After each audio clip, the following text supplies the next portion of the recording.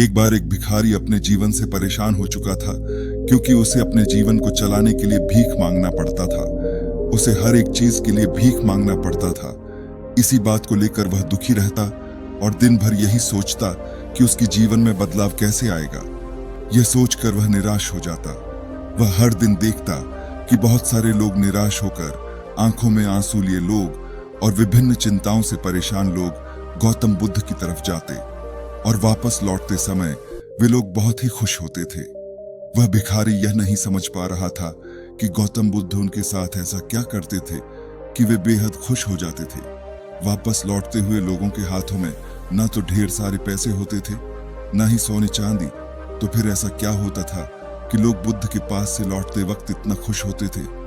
ये सब सोचकर वह भिखारी भी निर्णय लिया कि वह भी महात्मा बुद्ध के पास जाएगा और देखेगा कि ऐसा वहां क्या हो रहा है कि दुखी लोग उनके पास जाकर खुश हो जाते हैं। वह बुद्ध से मिलने के लिए उनके पास चल पड़ा। जहां बुद्ध मौजूद थे वहां बहुत लंबी कतार लगी हुई थी, तो वह भिखारी भी कतार में लग गया। कतार में लगकर वह अपनी बारी का इंतजार करने लगा। देखते ही देखते उसकी बारी आई और उसने बुद्ध से कहा, बुद्ध, मैं बहुत ही गरीब हूं, मेरे पास कुछ भी नहीं है। मुझे अपना जीवन चलाने के लिए भी दूसरों से भीख मांगनी पड़ती है। अब आप ही बताइए कि मैं अपने जीवन को कैसे बेहतर कर सकूं। यह सब सुनकर बुद्ध ने कहा, तुम गरीब नहीं हो, तुम्हें ऐसा लगता है क्योंकि आज तक कभी तुमने किसी के लिए कुछ भी नहीं किया, ना ही तुमने कभी किसी को दान दिया, ना ही तुमने दूसरों के लिए कुछ किया। यह सब सुनकर भिखारी के मन में एक आशंका जाग उठी। अपनी आशंका को दूर करने के लिए भिखारी ने पूछा, मैं तो एक भिखारी हूं, मैं लोगों को दान कैसे दे सकता हूं और कैसे लोगों की सहायता कर सकता हूं? मुझे तो खुद अपना जीवन चलाने के लिए दूसरों से मांगना पड़ता है।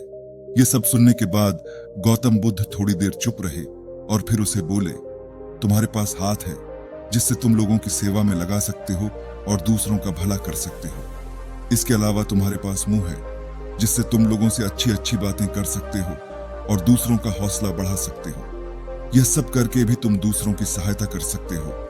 जरूरी नहीं कि दान सिर्फ पैसों से किया जाए। हम चाहे तो हम शिक्षा का भी दान कर सकते हैं, चाहे तो अन्न का भी दान कर सकते हैं। ऊपर वाले ने अगर किसी को पूर्णतः अच्छा शरीर दिया है तो वह गरीब नहीं है, वह बस दिमाग से गरीब है। उसे इस विचार से हटकर दूसरों की सेवा में लगाना चाहिए।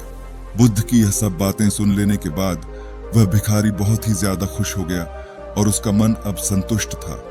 हम सब इस बात की चिंता में समय बर्बाद करते हैं कि हम गरीब हैं, लेकिन यह सत्य नहीं है। सत्य तो यह है कि जब तक हमारा शरीर पूरी तरह से बेहतर है तो हम उसका उपयोग करके आगे बढ़ सकते हैं और खुद के जीवन को बेहतर बना सकते हैं। अगर कोई व्यक्ति सिर्फ अपनी गरीबी पर ध्यान दे और उसे बदलने की कोशिश ना करें तो वह मूर्ख है। इसके अलावा हमें इस कहानी से यह भी सीख मिलती है कि दान सिर्फ धन का ही नहीं, शिक्षा, भोजन, अच्छे विचार आदि का भी किया जाना जरूरी है। अगर आपके पास धन नहीं है तो आप शिक्षा का दान कर सकते हैं या फिर आप दूसरों के लिए अच्छे विचारों का भी दान कर सकते हैं। इससे समाज बेहतर होता है। उम्मीद है कि आपको इस कहानी से बहुत कुछ सीखने को मिला होगा। दोस्तों, आपको यह कहानी कैसी लगी? कृपया हमें कमेंट बॉक्स में कमेंट करके जरूर बताएं। और हाँ, अपने दोस्तों के साथ ज्यादा से ज्यादा शेयर करें ताकि वो भी इस कहानी से कुछ सीख सके। और हमें सब्सक्राइब जरूर करें। धन्यवाद। नमो बुद्धाय।